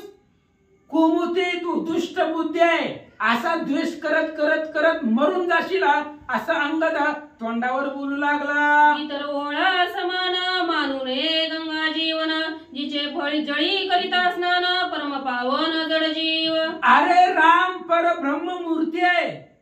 बाकीच्या असणाऱ्या नद्या नाल्यांसारखं गंगेच्या पाण्याला समजायचं नाहीये. जसं बाकीचे ओळा असतात, नाले असतात, नद्या असतात, त्याचं पाणी, त्या गंगेच्या पाण्याची उपमा त्यांना द्यायची नाही. कारण गंगेच्या पाण्यामध्ये स्नान केलं तर माणसाचा उद्धार होतो, त्याचं पाप संपत. गंगेच्या पाण्याचं महत्व जेवढं श्रेष्ठ आहे तेवढंच श्रेष्ठ भगवान श्रीरामचंद्राच्या नावात आहे. समुद्र मंथनीचा ऐरावती मानून रानवट हत्ती उच्च श्रवा अश्वजाती पशु अश्वस्थिती मानून. अरे रावणा, समुद्र मंथनामधून जी 14 रत्न निघाली त्याच्यामधून ऐरावत निघालेला आहे हत्ती, आणि त्या हत्तीला रानामधल्या हत्तीसारखं समजायचं नाहीये. पुन्हा अश्व उच्चश्रवा, घोड्यामध्ये श्रेष्ठ उच्चश्रवा आहे, आणि त्या घोड्याला साध्या घोड्यासारखं समजायचं नाहीये असं अंगद बोलतात. कर्पूर कर्दळी जन्मस्थान रंभा युवती स्वर्गभूषण ते जड मूळ स्त्रिया समान सर्वता जाण नव्हे. अरे बाबा, स्वर्गामधली स्त्री, स्वर्गामधली अप्सरा, त्या अप्सरेची बराबरी साध्या स्त्री बरोबर करता येईल का? साधी स्त्री कुठं, स्वर्गातली अप्सरा कुठं? त्यांची बरोबरी जशी करता येत नाही तशी रामचंद्राची बरोबरी करता येत नाही. अंगद बोलू लागले. कृतयुगाचे महिमान सत्यवादी सात्विक जन इतर युगेसी समान ते युग जाण नाही मानू. कृतयुग सर्वात श्रेष्ठ आहे, आणि कृतयुग अत्यधिक श्रेष्ठ आहे. सात्विक जन जे आहे, भाविक लोक जे आहेत ते त्यांना माहिती आहे. इतरत्र युगासारखं, कलियुगासारखं, बाकीच्या युगासारखं ते युग नाहीये, ते युग श्रेष्ठ होत आहे असं सांगतात. अंगी नुमटता वन स्त्री पुरुषा वेदी पंचबाण तो स्थूळ धनुधर समान सर्वता जाण नाही मानू. अरे असणारे त्या ठिकाणी वाघबाण, असं असणार त्या ठिकाणी बाण त्रिशूळ, अंगामध्ये कुठल्याही प्रकारचं वन न उमटता अंगाचं भेदन करतो अशा प्रकारचं असणारा स्थूळ धनुष्य ते बाकीच्या धनुर्धरासारखं नाहीये असं सांगतात. समुद्राचे उल्लंघन राक्षस कंदन लंका दहन हे हनुमंताचा प्रताप पूर्ण त्रैलोकी जाण स्वयंवंद. अरे समुद्राचं उल्लंघन केलं, लंकेमध्ये आले, लंकेचं दहन केलं, असा ज्याचा प्रताप आहे तो हनुमान आहे. आणि त्या हनुमंताला सामान्य वानर तू म्हणतोय? सामान्य वानरामध्ये एवढी ताकद आहे का? समुद्राचं उल्लंघन केलं, तुझे समोर तुझी लंका जाळली, तुझ्या दाढी मिशा जाळल्या, एवढा प्रतापी हनुमान आहे, आणि त्याला पाला खाणारा वानर म्हणतो असं अंगद बोलतात. हे हनुमंत कपिंद्र ज्यासी आत्मत्वे मानी श्रीरामचंद्र त्यासी तू मनसी वानर तुझ शिर महामूर्ख. अरे रावणा, तू मूर्ख आहे. ज्या हनुमंताला रामचंद्र आपलं म्हणताय, रामचंद्र हनुमंताला आत्मत्व मानताय, असा हनुमान आहे, आणि त्या हनुमंताला बिनलाजा तू त्या ठिकाणी वानर म्हणतोय. हनुमंताला योनी जन्माला मरकट, वैष्णवा माझे अति श्रेष्ठ, हनुमान मनावया कनिष्ठ, ऐसा पापिष्ट कोण आहे? अरे ज्याला भगवंत आपलं म्हणताय तू हनुमान आहे, आणि त्या हनुमंताला तू झाडाचा वनाचा पाला खाणारा माकड समजतो असं अंगद बोलतात. गंगा नव्हे नदी पडी पाडे ऐरावत हस्ती वतन घडे उच्चश्रवा नव्हे थोडे कृतयुगान घडे इतर युगात्व. आता जी उदाहरणं दिली ती एकाच वेळीमध्ये नाथमारा सांगतायत. जसं गंगा इतर नदीची समता येत नाही, उच्चश्रवा नावाचा घोडा आहे, बाकीच्या घोड्यासारखं मानता येत नाही. ऐरावती नावाचा हत्ती आहे, रानातल्या हत्तीसारखं मानता येत नाही.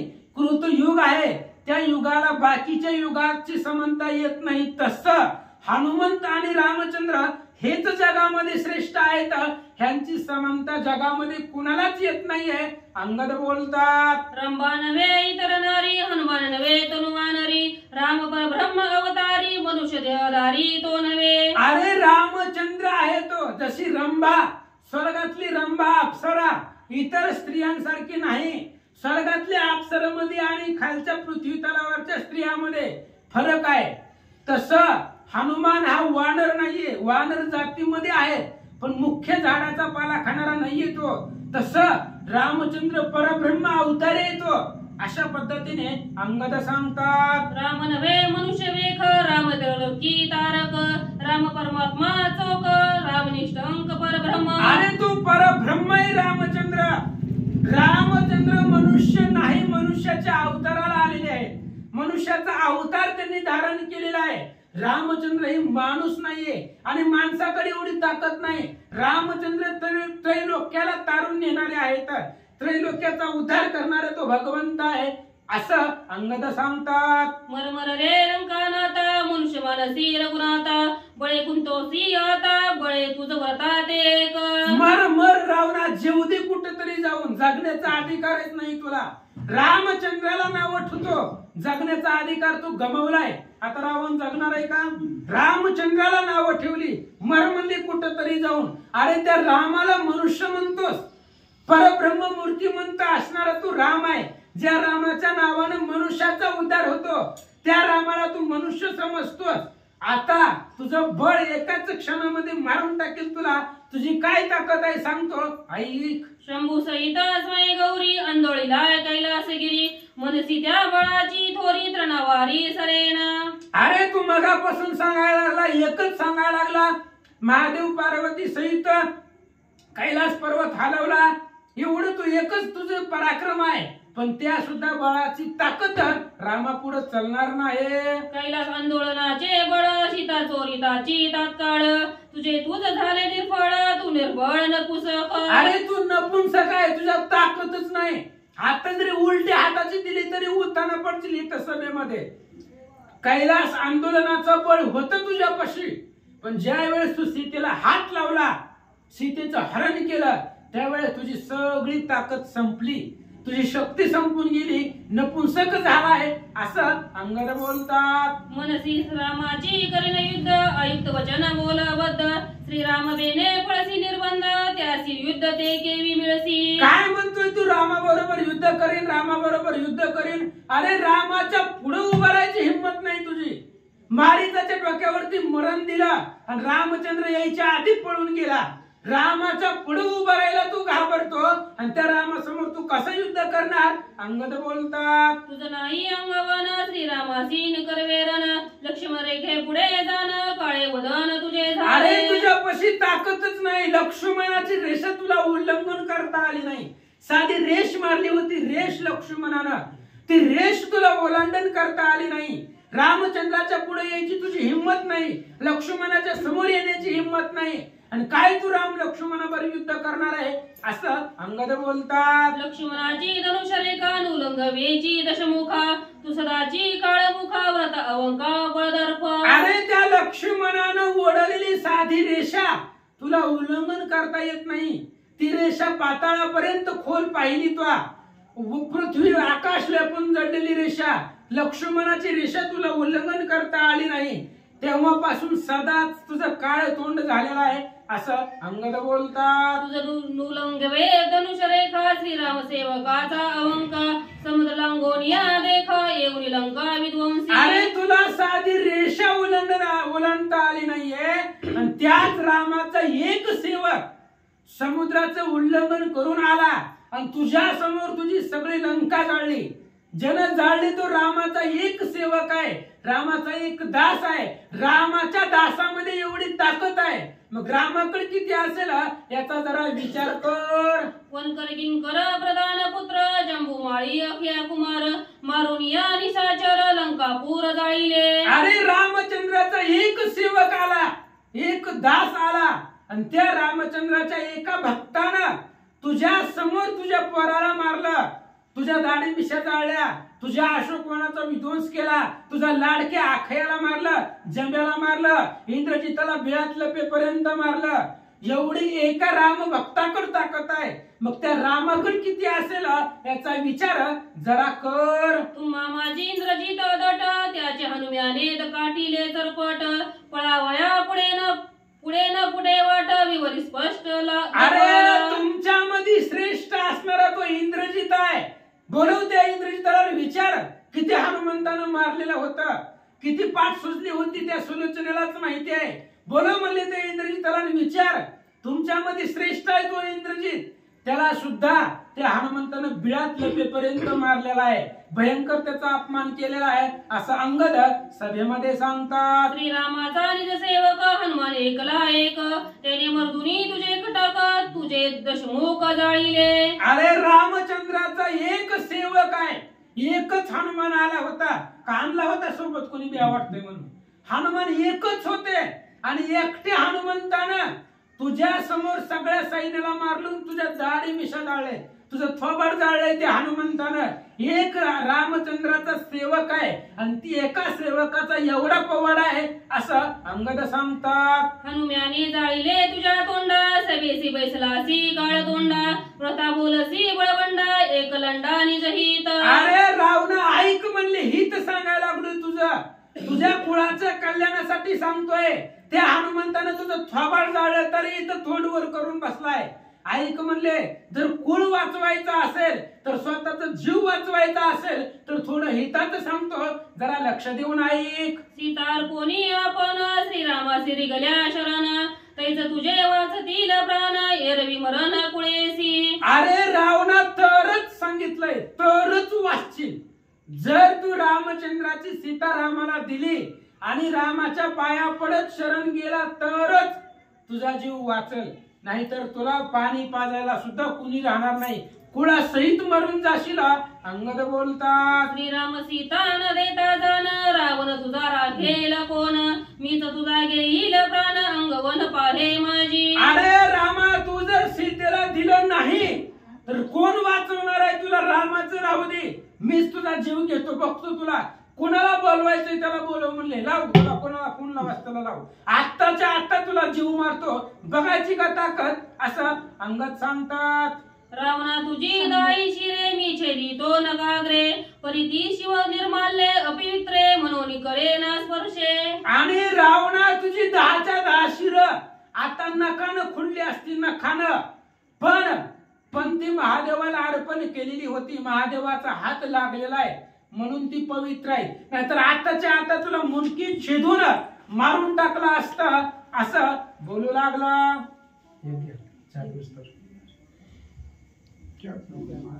शिरे वाहुनी विश्वनाथा, पर्वतोनी वाहिली माता, पूर्ण पापी तू लंकानाथा, तुझ मारिता दोष नाही। अरे रावणा, लाज वाटायला पाहिजे तुला, एकदा देवाला अर्पण केलेलं परत घेत असतेत का? देवाला अर्पण केलेलं कोणी घेतलंय परत माघारी? लाज वाटायला पाहिजे। अरे महादेवाला शिर अर्पण केलेली होती ना, मग ती माघारी घ्यायची काही गरज होती का? महादेवाला अर्पण केलेली वस्तू परत घेतली, डोक्यावरती वागवली, असं तुझी वागणूक आहे, बोलू लागले। स्मरोनिया श्री रघुनाथा, पापन बाधी तुझ मारिता, दाई श्री हनोनी लाता, रणी आता पाळीना। असो पांडुरंगा करू प्रथम नमन, दुसरे चरण सांगतात, या त्यांच्या कृपा आशीर्वादाने कधीचा विस्तार भावाची सद्गुरू असतो का? बसलेले सर्व श्रोते मंडळी साधू संत यांना साष्टांग प्रणिपात करून कथेला सुरुवात करते। अनुसंधान अंगद युवराज आणि राजा रावणाचं संभाषण चाललं। अंगद युवराज म्हणला, प्रभू रामचंद्राचं नामस्मरण केलं, उड्डाण मारलं आणि तुला झपका टाकला आणि तू जरी मेला तरी मला पाप लागणार नाही, पण वाचा। दशमुखा सम्मुख अंगद आला निशांक, रावणा तू रंग मशाक, मारिता देख कोण राखे। अरे म्हणले असणारा अंगद युवराज समोर आहे, राजा रावणाच्या समोरासमोर वळत आहे। म्हणलं ह्या रणांगणाच्या ठिकाण तर दे सोडून, तुला आत्ताच मारायला मला वेळ लागणार नाही, पण कुणी सुद्धा तुला सोडवा येणार नाही, कुणी सुद्धा तुझी मदत करणार नाही, पण अतिशयसी निगरगट, अंगी आदळला मरकट, तेने बजबजीला दशकंठ, करील शेवट वानर। बघ म्हणला कोणी येते का सोडवा म्हणून अंगद युवराज निस्ता असं झोका मारला। राजा रावण घाबरला, माईक खरं नाही म्हणला, आता म्हणला ही नक्की निबरगट्ट असणारा वानर आहे, मारल्याशिवाय राहणार नाही, आता आपला शेवटच होतो की काय असं राजा रावणाला वाटू लागलं। अंगद आदळला अंगासी, बोलिला निष्ठुर वाक्यासी, तेने रावण कासावीसी, अति कोपेसी अंगद आपल्या असणाऱ्या अंगावर चवतळून येतोय, धावत येतोय, आपल्याला अतिशय निष्ठुर शब्दाने बोलत आहे, कडक शब्दाने बोलत आहे, आपला अपमान करत आहे। राजा रावणाला राग आला, रागाच्या वरात राजा रावण काय म्हणू लागले, रावणासी विविध बाध, स्वयंची भय स्वयंची क्रोध, धरा म्हणावया अंगद, सहसा शब्द न बोलवे। राजा रावणाला बोलताच येईना, राग अनावर झाला, काय करावं? जवळ उभारलेली माणसं, बसलेली माणसं त्यांना म्हणा, हे बघताव काय, धरा रे मारा, एवढं सुद्धा बोला येईना, एवढं थरथर कापायला लागलं। वाचवाया आपणासी, आक्रोशे सांगे प्रधानांसी, धरा मारा रे वानरासी, मदसेवेसी निर्भस्ती। तेवढ्यात आव्हान राजा रावणाने म्हणलं, हे बघताव काय म्हणले, धरा रे मारा म्हणले, त्या राजा रावणाला, त्या वानराला म्हणले, त्या वानराने भर सवेत माझी निर्व्यसना केली, भर सवेत मला नाव ठेवतोय, भर सवेत माझा अपमान करतोय. न धरिता भीड चाड सभेमध्ये हा माकड म्हणे माझे काळे तोंड खड विखंड करायासी. कुणाची भीडभाड धरत नाही म्हणले, कुणाच्या सभेत कसं बोलावं, कुणाची सभा आहे, कुणाचं घर आहे. आमच्या घरात येऊन हमारी बिल्ले हमारेच कमी आहो. आमच्याच घरात येऊन म्हणजे आम्हाला दांडगाई करायला लागले. म्हणजे काय बघता म्हणजे ह्या काळ तोंड्या माकडाकडे म्हणजे मला काळ तोंड्या म्हणते म्हणजे मारा ह्याला धरा. माझे अपवाद असंख्यात हा बोलिला सभेत औषयाचा करावा घात तुम्ही समस्त मिळवून. सर्वजण मिळून म्हणजे ह्याला मारून टाका भर सभेत. म्हणजे ह्यानी माझा भला मोठा अपमान केलाय. भला मोठा अपमान तर माझा ह्यानी म्हणजे पाडाच वाचलाय. कोणिया रावणाचे वचन अंगद धरावया जाण सैन्य सेनानी प्रधान अति गरजोनी रावती. जेव्हा राजा रावणाचं बोलणं ऐकल्याबरोबर सर्व प्रधान उठले, सगळे मिळून एकदाच अंगद युवराजला धरू लागले. अंगद विचारी मानसी मारू नये रावणासी अलोट रावणाच्या बळासी आणि सैन्याची शक्ती किती. अंगद युवराजनं विचार केला मारायचं नका म्हणजे ह्याला, कोणालाच मारायचं नाही. ह्यांची ताकद किती आहे, प्रधानांची ताकद किती आहे, राजा रावणाची ताकद किती आहे हे आजमावून बघू. या लागी अंगदे आपण थोडीशी केले उड्डाण त्याशी धरावया सकळ सैन्य अतिसत्रान धाविले. अंगद युवराज म्हणजे थोडंसं उड्डाण मारू, किती पळते ती, कसं उड्डाण मारते ती, कसं झालं बघूच मला ताकद. थोडंसं उड्डाण मारलं ही आवेशाने सगळे अंगद युवराजला धरायला पळाले. गदा मुग्धल परिक पाषाण शिळाशी करे वंदिती बाण अंगदासी धरावया पूर्ण रक्षोगण लाविले. सर्व असणाऱ्या राजा रावणाचे इथे रक्षपाळ असणाऱ्या राखण करणारे असतील सभेत ते सर्व धरारे मारा. कोण असणारा पट्टीस, कोण मुदगोल, कोण तोमर मारा लागला, कोण बाराने मारा लागला, कोण गोपण मुंड्याने मारा लागला. धरी मारी पाडी पाडी करीत आले रक्षस कोळी अंगद न बाधी भय सांकळी लव वांकळी नवे. अरे धरारे मारा काय बघता म्हणजे हाना मारा असा आवाज करत आलेले. पण अंगात निसंक बरोबर आमचं नामस्मरण किती तरी मारलं तर नुसतं अंगाचा केस सुद्धा तुटत नव्हतं म्हणजे वाचा. लांब सोडली पुसाटी तेथे झोंबल्या रक्षस कोटी एक झोंबले चरणषष्टी एकी तो कंठी गवळीला. मग म्हणजे अंगद युवराजनं आपलं थोडं शिपूट हनुमंतरायासारखं वाढवून म्हणजे दारा म्हणजे ह्याला शिफ्टीला धरा गारगार फिरवून आपटून मारा म्हणून सगळे असणारे शिफ्टीच्या बाजूला आले. तर शिफ्टीनं म्हणा कुणाचं नरडा दाबायला सुरुवात केलं, कुणाचा हात पाय बांधायला सुरुवात केलं, कुणाचं काय पक्षी उडवणी आकाशी जोडो कोणी धरती वृक्षासी तेवी चौघे वीर पक्षाविवेशी अंगदासी झोंबले. जसं म्हणजे एखादा पक्षी अंग आकाशात उडत येवा, एखादा झाडावर बसावा, तसं चौघ जण आले आकाश मार्गाने अंगद युवराजला चारी बाजूने धरलं. चौघही वीर बळबाहू अंगद धरिला दोन्ही बाहू रामस्मरणे निसंदेहू नाही संदेहू अंगदा. चौघांनी म्हणजे आपली ताकद सर्व पणाला लावली, अंगद युवराजला धरलं. पण प्रभू रामचंद्राच्या नामस्मरणाच्या जवळ निशंक ही मारतेली तोडतेली हा असली भीती अजिबात नाही. जेवी का गुळावरी माशी तेवी अंगद राक्षसी वेडीला तो चौपाशी तरी अंगदासी नाही शंका. जसं गुळाला म्हणजे असणारं माश्या लागाव्या, गुळाला त्याचा काही फरकच पडत नाही. तसं चारही बाजूने म्हणजे अंगद युवराजच्या सगळे राक्षस घाबरले नाहीत. निशंक मनात कुठली शंका नाही, काय करतील ती करतील. पुष्टी भाऊ मुळी अंगद धरिला राक्षसी कस कळी तेनेसी तो तुरबळी स्वैतात काळी उडाला. कोणी कमरेला धरलं, कोणी पाठीला धरलं, कोणी हाताला धरलं, कोणी म्हणजे असणार मनगटाला धरलं अंगद युवराजच्या. पण अंगद युवराज प्रभू रामचंद्राच्या नामस्मरणाच्या जोरावर आकाशात त्यांनी उड्डाण मारलं. श्री गणेशाय नमः, सरस्वती नमः, प्रभू रामचंद्राय नमः. ते तोरिया पाता तळी भूमिका दिसती लंकेची शिखरा समान रावणाचे निज भवन अंगदाचे निज उठाल सवेग जाण तेत आले. जसं लंकेचं शिखर होतं तशा प्रकारे राजा रावणाचं उंचच्या उंच घर होतं आणि त्या उंच घराच्या गोपुरावर अंगद युवराजनं उड्डाण मारलं. ते तुनिया पाहता तळी भूमिका दिसत आहे उजळी म्हणून अंगद बळीया बळी वेग निराळी उडाला. त्या गोपुरावरून खाली बघितलं तर पृथ्वी जवळ असल्यासारखं वाटायचं. म्हणून अंगद युवराज तिथं वर चढले आणि चढून काय केलं ऐका, अंग झाडीत अंग वाटे पडवली. अंग झाडीता तुळभरी राक्षस धरला होता बळी अंग वाते पडून तळी झाली रांगोळी. लय उंच वर गेले तिथं शिखरावर वर गेले नुसतं असं अंग झाडलं सगळी चिटकालेली राक्षस धारगली वरन खाली जागेवर पाणी मागितलं नाही सगळी मिली पाणी न मागता देखणी माले एक एक महावीर घेतला दाक त्या समुख नये कोणी पाणी सुद्धा मागितलं नाही जागच्या जागेवर संपली अँब्युलन्स नाही ना काही नाही विषय संपून टाकला त्यांचा म्हणलं बघणारे म्हणले घाबरले नको रे बाबा तिकडे जायचं म्हणजे जीवच मारत म्हणजे अर्धवट मारित नाही ना काय नाही संपून टाकताय सगळे राक्षस घाबरले कुणीच समोर अंगदेवराजच्या जाईना ते तुनी अंगदाचे उडान सवेताची सत्रान तळी पाडून रावण मस्तकी चरण दिदला मग तिथं अंगदेवराजना असं उड्डाण मारलं राजा रावणाच्या सभेत आल्याबरोबर राजा रावणाच्या डोक्यावरच पाय दिला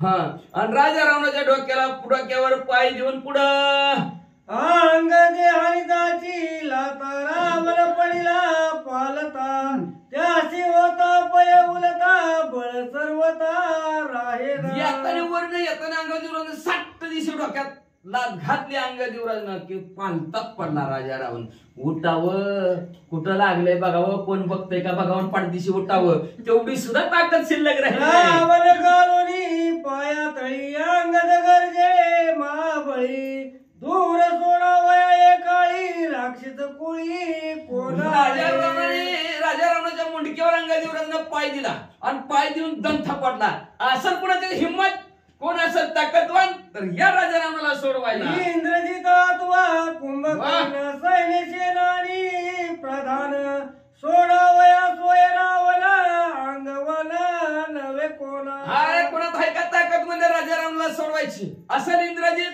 असेल कुंभकर्ण बोलवा म्हणले त्यांना कोणाच्या ताकद नाही म्हणजे मरू दे रावण कुंभकर्ण निद्रा गस्तवान रभये इंद्रजित सोय चळचळा कापत भयंकात कोणाची राजा रावणाला सोडवाय म्हणले ती वानराच्या भीतीनं तर म्हणले ती कुंभकर्ण तर जाऊन झोपलायच म्हणले आज एवढंच नाही तो इंद्रजित सुद्धा वानराच्या भीतीने हनुमंतराच्या भीतीने थरथर कापतोय प्रधान सुद्धा पुढे ना म्हणले ती मोठी जाऊन झोपल्यात आपण तर कशाला काय करायचं राक्षसांचे सभे हात लिरावी अलंकानात अंगत अतिशय गरजत नवे पुरुषार्थ राक्षसांच्या सभेत त्यांच्या घरी जाऊन म्हणले असणाऱ्या राजा रावणा सळकी पुढं अंगदेवराजनं करून टाकलं आणि मोठ्याने वर्गाच्या नगराची कुणाच्या हिंमत असेल कुणाच्या ताकद असेल तर सोडा राजा रावणाला नाम विख्यात वाळी सुत आरमी अंगद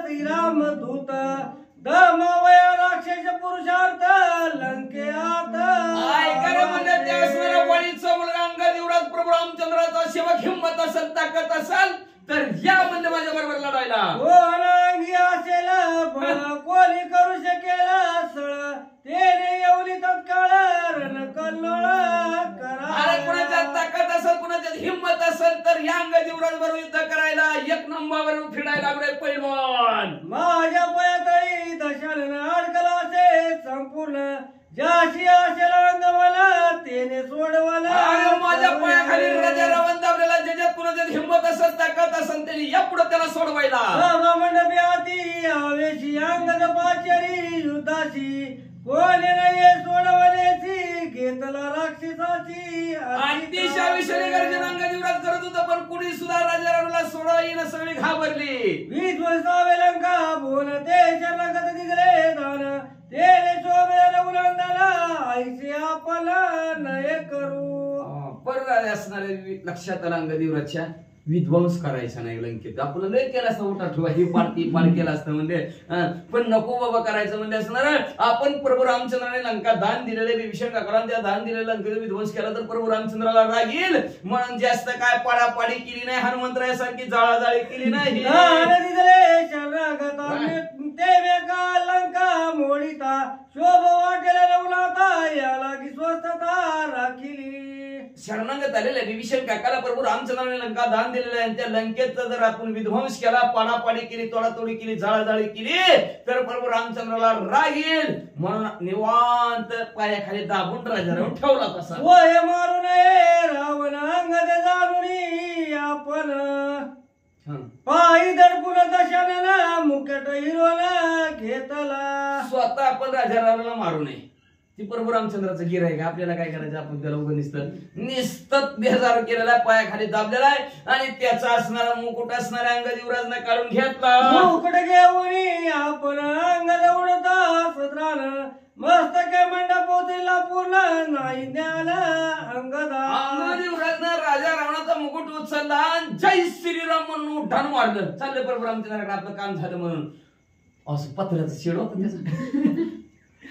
असं उड्डाण मारलं की अख्ख्या शेड सहित, म्हणजे वरचा सभा मंडप जे काय होतं त्याच्या सहित अंग युवराज उडाले. त्यांना माहितीच नाही आपल्या डोक्यावर सभा मंडप आलाय का नाही. हे ताकदीचं जरा कळालं नाही. त्या सभा मंडपा सहित उडालं. धन्य अंगदाचा साठोप आयशी शस्त्र तंबी मंडप उपडिताना कळेची अल्प परम प्रताप कपीचा काय ताकद असणाऱ्या अंग युवराजची होती. आपल्या आयुष्याने असणं उड्डाण जय श्रीराम म्हणून प्रभू रामचंद्राच्या भेटीला मारलं. त्या उड्डाणात 80,000 खांब असलेला एवढा भला मोठा मंडप होता.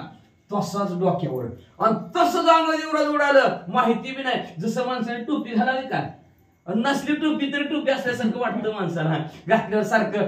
तशा प्रकारे अंग युवराजला काहीच वजन लागणार, निघाले तसंच. ख्याती करुणी उद्भट श्री मंडपाती मुकुट अंगदाला वरी वरिष्ठ देखील स्पष्ट वानरी. मग अशा प्रकारचा अंग युवराज आलेले आहेत. वानरांनी बघितलं आणि वानर मंडळी काय करू लागलेत? मागे लंके माझी जाण कळकळीत राक्षस नेले सभेचे मंडळ भागे रावला वाचला. बघितलं असणारी सभेतली लोक म्हणजे असणारी कालवा करावी. जाऊ दे मंडप केला, जाऊ दे मंडप केला. राजा वाचला की म्हणजे आपला राजा रावण मेला असता तर जाऊ दे म्हणजे दुसरा तयार करू. अंगद वीर उद्भट रावला गळ सोनी स्पष्ट हिरोनी घेतला मुकुट भागे दशकंठ वाचला म्हणजे भट्ट नशीब म्हणजे राजा रावणाचा सभा मंडप गेला, राजा रावणाचा मुकुट बी गेला आणि किती वेळ पायाने दाबला म्हणले जीव गेला असता राजा रावणाचा. पण बरं झालं राजा रावणाचं भाग्य मोठं ना आपलं बी नशीब मोठं, आपला राजा वाचला. अंगदापासून रावले भागे सुटले जीवे प्राणे आधी करायाचे जिताले वर्धापन जीविताचे. मग गावातले लोक म्हणू लागले अंग युवराजच्या हातून आज राजा रावण वाचला म्हणून राजा रावणाचा काय झाला दुसरा जन्म झाला. म्हणले त्या महाराज तिकडे केकची ऑर्डर आणि म्हणले आपण ह्याचा म्हणले असणारे हॅपी बर्थडेच करू. रावण सांगे स्वभावता अंग देवाची लाता प्राण जावा पैतत्वता सभाग्यता वाचलो. राजा रावण बी स्वभावाने सांगायला नका की कानू आताच नाही.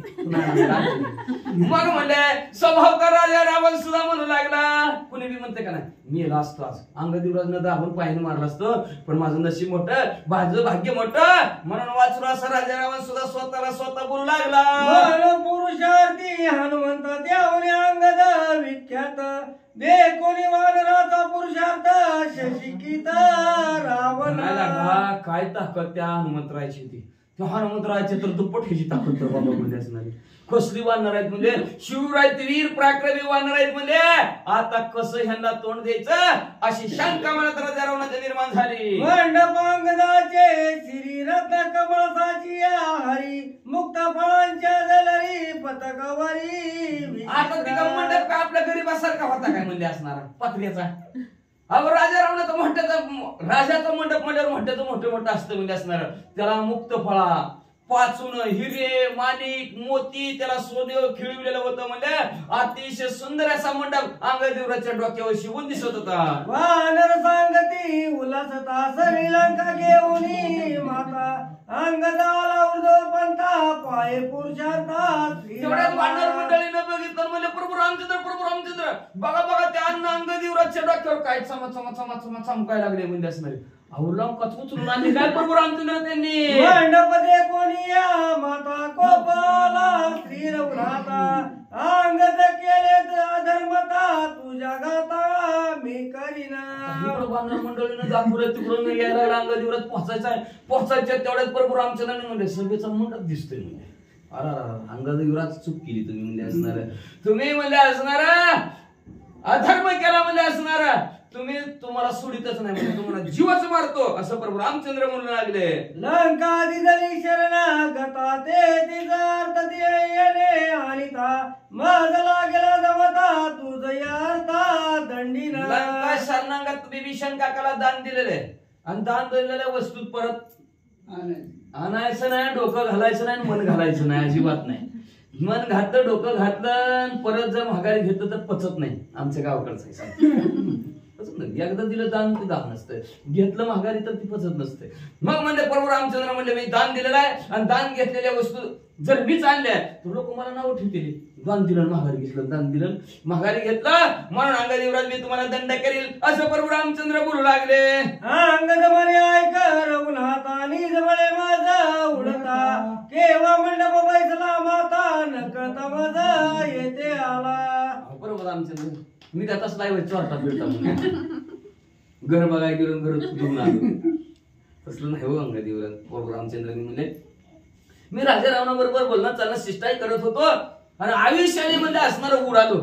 उडाल्यावर माझ्या डोक्यात कधी मंडप चिटकाला कसा माझ्या बरोबर उपसून आला मलाच कळलं नाही हो प्रभू रामचंद्र.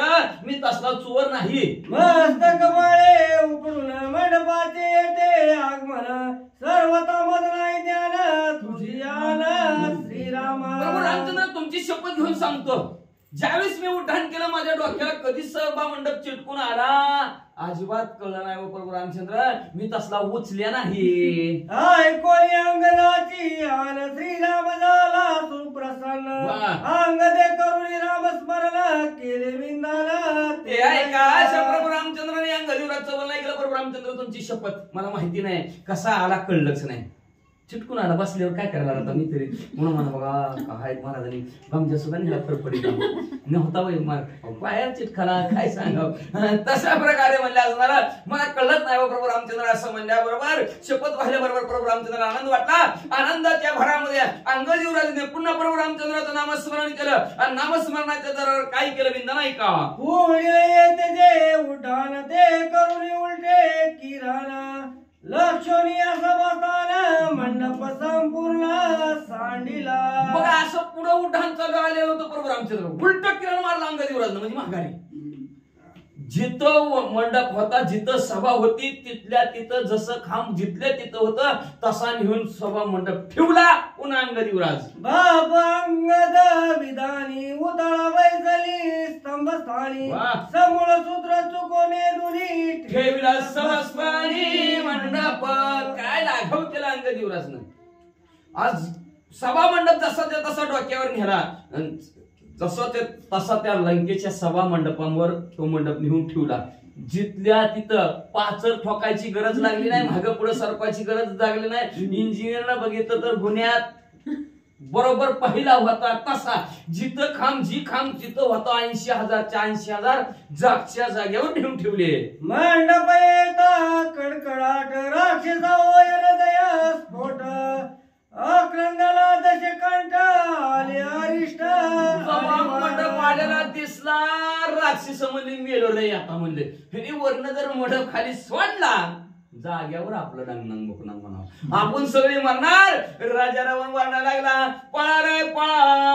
अंगद मंडप गेला घेऊन श्रीरामे सोडविला परतोनी रावणे ऐकताची कानी दाके मनी भयभीत. तिकडे चर्चा चालू होती म्हणजे ते अंगद युवराज मंडपच घेऊन गेले आपलं सगळं होऊन लागायला लागलं. आता आपली बेजारी म्हणजे कसा तयार करायचा कवा बोलवायचा आता म्हणजे असणार. तेवढ्या दुसरी हाक राजा रावणापर्यंत पोहोचली. राजन अंगद युवराज सभा मंडप माघारी घेऊन आले. प्रभू रामचंद्राने माघारी पाठवलं. मुक्त भावालाच आता काय करायचं म्हणजे असल्या मोठ्या मनाची आहे ती का माणसं. अंगद माले दशानन रामे मंडप दाडीला झाला लंका दिदली विभीषणा रणी रावला मारून. अंगदनं तेवढ्यात अंगद युवराजनं म्हटली गर्जाला गेली ओ राजा रावण प्रभू रामचंद्राने असणारी लंका जिंकली आणि ती लंका विभीषण काकाला दान दिली. राजा रावणाला संपून टाकलं. आयशे सांगुनी लंकनाथा अंगद परतला तत्वता भेटावया श्री रघुनाथा उल्हासता. अशा प्रकारे राजा रावणाला सांगितलं आनंदाने प्रभू रामचंद्राला भेटण्यासाठी उड्डाण अंगद युवराजनं मारलं. मारलं. लंकेची मंडप सांडून अंग दे करून या उड्डाण सवेग येऊन आपण श्रीरामचरण लंकेचा मंडप जिथल्या तिथं ठेवला, आनंदाने उड्डाण मारलं, प्रभू रामचंद्राच्या दर्शनाला येऊ लागले. वंदोनी सौमित्र चरण सुग्रीवासी अभिवंदन वंदोन या विभीषण लोटांगण हनुमंता. लगेच प्रभू रामचंद्राच्या जवळ आले, प्रभू रामचंद्राच्या पाया पडले, लक्ष्मणजीच्या पाया पडले, सुग्रीव राजाला अभिवादन केलं, लोटांगण हनुमंतरायला घातलं, विभीषण काकाला ही नमस्कार केला. श्री गणेशाय नमः. श्री प्रभू रामचंद्राय नमः. लंकेशी मंडप सांडून अंगदे करून या उड्डाण सवेग येऊन आपण श्रीरामचरण वंदिले. वंदोनी सौमित्र चरण सुग्रीवासी अभिवंदन वंदोनी या विभीषण लोटांगण हनुमंता. आणि कही वानरवीर नळनीळ जांबुवंतादी थोर अवघे वंदोनी वानर केला उपकार रामना. अनेक वंदन म्हणवळ नळनीळ जांबुवंत सर्वांना असणार साष्टांग दंडवत घातला गेला आणि सर्वांनी प्रभू रामचंद्र भगवान की जय जय करा सख्या महाराज. सेवेचे अंगद महावीर येऊन श्रीरामा समोर पुरुषार्थाचे निज सार केले चरित्र ते दावी. हा सो म्हणलं लगेच अंग दिवस प्रभू रामचंद्राच्या जवळ आले ना आपली जी काय ताकद आपला जो काय पुरुषार्थ आहे ज्या लंकेमध्ये केलं त्या लंकेचं सर्व चरित्र सांगू लागले. ऐका अनर्ध्य रत्न तिथे जिष्ट रावणाचा महामुकुट श्रीरामा पुढे ठेवून स्पष्ट मायक मरकट लागला पाया. असो म्हणजे माया असली का बघा नाही तर पायाचे मग म्हणले अंगदेवराजनं राजा रावणाचा अनर्घ्य रत्न सोन्याचं गाव आहे त्याजवळ, त्याचा मुकुट कसला असेल राजा रावणाचा. आपल्या जरा मोठा असला तर त्याची टोपी कसली असती, जरा वेगळीच असते. तसं राजा रावणाची टोपी वेगळीच होती असणारी. मुकुट म्हणजे तरी काय टोपीच की सोन्याने मळवलेला होता म्हणजे असणार, हिरे माणिक मोत्याने मळवलेला असणारा, अनर्घ्य रत्नाने मळवलेला, त्याचा मोलच करतात ना असं रत्नाने मळवलेला असणारा टोप प्रभू रामचंद्राच्या समोर ठेवला. अंगदेवराज प्रभू रामचंद्राच्या पाया पडले आणि काय म्हणू लागले. तुझी या कृपा श्री रघुनाथा लंकेची जाऊनी तत्वता रावणापाशी सांगता सीता तीव्रता अनुवादे. ऐका प्रभू रामचंद्र, तुमच्या कृपा आशीर्वादाने मी लंकेमध्ये पोहोचलो. राजा रावणाबरोबर संभाषण केलं. राजा रावणाला सांगत होतं प्रभू रामचंद्राची सीता मावली प्रभू रामचंद्राला देऊन टाक. केल्या तीव्र गोष्टी जेने रावण कपाळ पिटी तरी तो राक्षस महटी सीता गोरटी सोडिना. काय सांगायचं प्रभू रामचंद्र तुम्हाला, असं बोललो राजा रावणाला. राजा रावण कपाळ वाढवायची वेळ आली राजा रावणावर. पण पाय हट्टी माणूस आहे बाबा, त्याच्यासारखा कोणी हट्टीस बघितला नाही, तरी पण म्हणतो सीता मावली सोडतच नाही. तुम्हाशी मागता कोरांना मी तव सीता नेदी चित्रत्न असे बोलता दशनाना कोप दारुण मजा आला. अरे तुम्ही म्हणले असणारा कोरडा अन्न नव्हं, सीता मावली तर अजिबात मागायचंच नाही म्हणले, काही अजिबातच देणार नाही असं म्हणलं राजा राम. अतिशय राग आला मला. रागाच्या भरात काय केलं प्रभू रामचंद्र ऐका. रावण साठी बलिष्ठ गाहेडी लाविला सुगट पायाचे पुन्हा दशकंठ श्रीचा मुकुट हरियेला. काय पण होते माझा जीव गेला तरी सीता मावलीला सोडत नाही असं म्हणला राजा रावण. रागाला प्रभू रामचंद्र मला. रागाच्या भरात मारलं उड्डाण, वर्ण खाली येताना दिला राजा रावणाच्या पाटलात पाय टाकला, पालतात खाली पडला की पालतात पडल्यावर नारड्यावरच पाय ठेवला. सोडतो का नाहीच म्हणला की प्रभू रामचंद्र ती दाबला पाय तरी सुद्धा सोडा ना म्हणले. मग शेवटी त्याचा मुकुट घातला प्रभू रामचंद्र आणि राक्षसांच्या वीरश्रेणी दाविन्नल्या माझ्या ग्रहणी त्या पटी तावणी रुधिरे धरणी प्रवाहे. राजा रावणाला सोडवण्यासाठी माझ्या अंगाला सगळे राक्षस झटायला लागले. मी बी झोटून दिलं, धरून दिलं म्हणले, सगळ्याला धरलं सगळ्यांनी अंगाला म्हणले माझ्या. मी बी गेलो उड्डाण मारलं, उंच शिखरावर गेलो आणि शिखरावर गेलं की निस्ता अंग हास गाला गाला गाला हालवलं की सगळी निष्ठून खाली पडली, पटापट नेली. रावण गांजली या पाटी राक्षस निघाले दिग्पटी ती सांडिल्या युद्ध गोष्टी सम्मुख दृष्टी कोणी. राजा रावणाच्या नारड्यावर पाय दिला तेव्हा सगळी सभेतली लोक घाबरली. कुणी सुद्धा जवळ येईना म्हणजे 10 दिशेला पळून गेली. कुणी सुद्धा राजा रावणाला सोडवायला येईना. रामचंद्र ते तुने मध सवे ग येता मंडपाला न कळता तो मी सोडीला मागता सत्य रघुनाथा हे गोष्टी. तिथून मी आवेशाने उठाण करत होतो प्रभू रामचंद्र त्या आवेशाच्या जोरात माझ्या डोक्यावर मंडप कधी आला मला कळलंच नाही. पण प्रभू रामचंद्र तुमच्या कृपा आशीर्वादाने तो मंडप जिथं होता तिथं ठेवून आलोय बरं का. ऐकून अंगदाच्या गोष्टी मुकुट देखून या दृष्टी श्रीराम सुखवला पोटी चोंद पुष्टी आलिंगी. मग प्रभू रामचंद्राने म्हणजे राजा रावणाचा मुकुट बघितला प्रभू रामचंद्र आनंद वाटला. आनंदाच्या भरात अंगदेवराज आलिंगन दिलं. धन्य अंगदाचा पुरुषार्थ निकांदोनी लंकानाथ मुकुट घेऊन आला व्यक्त अतिविस्मित श्री. आश्चर्य वाटू लागलं प्रभू रामचंद्राला. त्याच्या गावात जाऊन त्याच्या एवढ्या सैन्यात जाऊन त्याला असणारा त्रास द्यायचा आणि त्याचा मुकुट घेऊन यायचा. का तर मुकुटाला फार किंमत होती पहिलं असणार. मग त्या मुकुट घेऊन आला म्हणून प्रभू रामचंद्राला आश्चर्य वाटलं.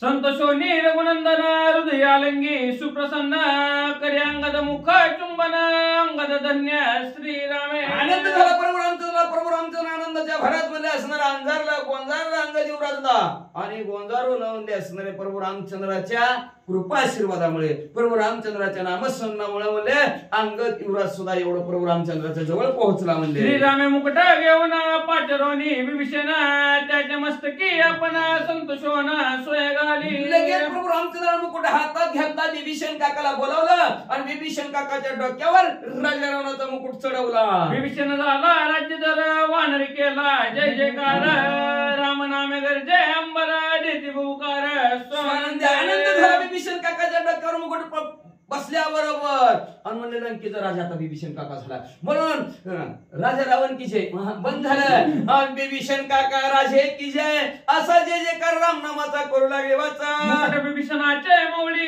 कोणी वानरी सकळी हरिके पिटोनी या टाळी सुख कल्लोळी नाचते. मुकुट विभीषण काकाच्या डोक्यावर बसल्यावर सर्व वानर मंडळाला आनंद झाला. आनंदाच्या भरात म्हणले आता म्हणले विभीषण काका हॅपी बर्थडे म्हणून नाचायला लागली. नळनीळ जांबुवंत सुग्रीव सुषण हनुमंत अंगदाचा पुरुषार्थ वानर वाणित आल्हादे. नळनीळ जांबुवंत हनुमंत आहेत सर्वच्या सर्व वानर मंडळी. वा वा अंगदेवराज काय अंगदेवराज काय ताकद आहे काय पुरुषार्थ आहे काय असणार लंकेत जाऊन केलं असं सगळं गुणांवाद गाऊ लागली. अंगदवीर ती उद्भट अंगदवीर वट सुवट त्याने गांधुनी दशकंठ आणला मुकुट प्रत्यक्ष. शूरवीर पराक्रमी आपल्या पराक्रमाच्या आणि ताकदीच्या जोरावर राजा रावणाला त्रास दिला आणि त्याचा मुकुट घेऊन आला असे कीर्तीचं वर्णन करू लागले. हे अंगदाचे वाटी व वानर वनिताती सर्व अंगद मानसी श्री राघव भाग्य अभिनव अंगद. अहो म्हणले काय अंगदाचे असणार पुरुषार्थ आहे म्हणले. सगळ्या वानराला वाटत होतं म्हणजे असणार आता अंगदाच काय करणार राजा रावणातले ताकद आहे म्हणजे तिला असला राजा रावण आहे तसला राजा रावण आहे. पण धन्य असणाऱ्या प्रभू रामचंद्राच्या नामस्मरणाच्या जोरावर आमच्या अंगद युवराज विजयी होऊन आले असं वानर मंडळी म्हणू लागले. शिष्टाईन मानित रावण त्याने शोभला रघुनंदन आता करीला रणगंधन दुर्धर्वान सोडून. शिष्टाई मध्यस्थीपणा करायला पाठवलं होतं. भांडण मिटवायचं होतं तर भांडण मिटवायला काय राजा रावण तयार नाही. आता बरोबर रामचंद्राला रागाला म्हणजे मिटून घ्यायचं होतं तर मिटून घेतलं. आता जसं होईल तसं माझं मी 1 एकर जाईल आणि त्याच 1 एकर जाईल म्हणजे काय कुणाचं तरी जाणवत जाईल म्हणजे आता काय बीड राखून तरी काय उपयोग आहे म्हणजे चांगलं समजून सांगायला गेलतो मिटवायला गेलतो पण मिटवून घेत नाही. मग आम्ही बी काय कमी आहोत म्हणजे आमचं गेलं तर गेलं 1 एकर म्हणजे बघू लागलं धसाला तर धसाला लागले म्हणजे आता प्रभू रामचंद्र म्हणजे आता म्हणजे प्रभू रामचंद्र उद्यापासून युद्ध करायला सुरुवात करणार. वानरानी शचरणी विडती दोंटधरणी अशुद्ध पुरा वाहिला धरणी आईनी पायनी विडतील. वानर आणि असणारे निशाचर म्हणजे असणारा राक्षस दोघंच्या दोघं म्हणजे असणार आळी पाळीने एकमेकाला मारतील म्हणजे अशुद्ध रक्ताचे पूरच्या पुरी ती नद्याच्या नद्या वाहतील एवढे असणारा घनघोर युद्ध उद्यापासून ऐकायला मिळेल. एका जनार्दन शरण अंगद शिष्टाई झाली पूर्ण पुढे गोड निरूपण रम्य रामायण श्रीरामे. असं शांती ब्रह्म एकनाथ महाराज आपल्या सद्गुरु जनार्दन स्वामीला शरण गेले आणि शरण जाऊन म्हणतात अंगदाची शिष्टाई मध्यस्थीपणा करण्याचा संपला कार्यक्रम म्हणजे असणार ऐकलं नाही म्हणजे असणारा राजा रामाने आता म्हणजे असणार दोघंचे दोघं भांडण करतील. कसं भांडण करतील असणार अतिशय गोड निरूपण या पुढच्या अध्यायाच्या ठिकाणी शांती ब्रह्म एकनाथ महाराज आपल्या सद्गुरु जनार्दन स्वामीला शरण जातात आणि शरण जाऊन म्हणतात प्रभू रामचंद्राच्या कृपा शिवाने मनाला रमून टाकणारं रामायण आहे. स्वस्ति श्री भागवत रामायण कांडे एका कार्तिकाया अंगद शिष्टाई निरूपण नामाष्टमोध्याय गोड श्रीकृष्ण परमस्तु श्रीमद भगवंत पुंडलिक वरद विठ्ठल श्री ज्ञानदेव तुकाराम पंढरीनाथ भगवान की जय राजाधिराज रामचंद्र भगवान की जय भगवान शुद्ध हनुमान की जय श्री देव वासुदेव सुखकर्ता दुःखहर्ता वाताविघ्न